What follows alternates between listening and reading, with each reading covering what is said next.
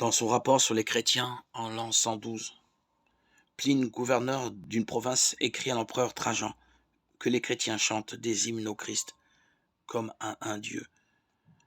En effet, depuis déjà longtemps, les chrétiens appelaient Jésus le Seigneur, donc l'égal de Dieu le Père. Mais loin de l'idéaliser, les évangélistes soulignent des traits bien humains du caractère de Jésus. On le voit tendre avec les enfants, et il les embrassait et les bénissait en leur imposant les mains. Marc 10, 16. On le voit brusque avec ses disciples. Avez-vous le cœur endurci?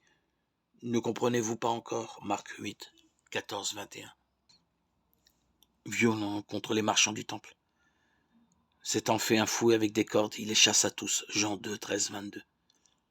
Fatigué par la marche, fatigué du chemin, Jésus était assis tout simplement au bord du puits. Jean 4, 1, 10.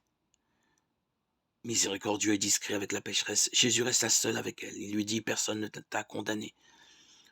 Moi non plus, je ne te condamne pas, ne pêche plus. Jean 8, 1, 11. Indigné contre les pharisiens, promenant sur eux un regard de colère, navré de l'endurcissement de leur cœur. Marc 3, 1, 6. Pleurant son ami, Jésus frémit intérieurement, et il se troubla. Alors Jésus pleura, et les Juifs disaient, voyez comme il l'aimait. Jean 11, 30, 44. Angoissé devant la mort, pris d'angoisse, il priait plus instamment, et sa sueur devint comme des caillots de sang. Luc 22, 39, 46. Jésus n'a rien du héros imperturbable, toujours maître de ses émotions. Jésus apparaît comme un passionné avec les élans et les excès du passionné.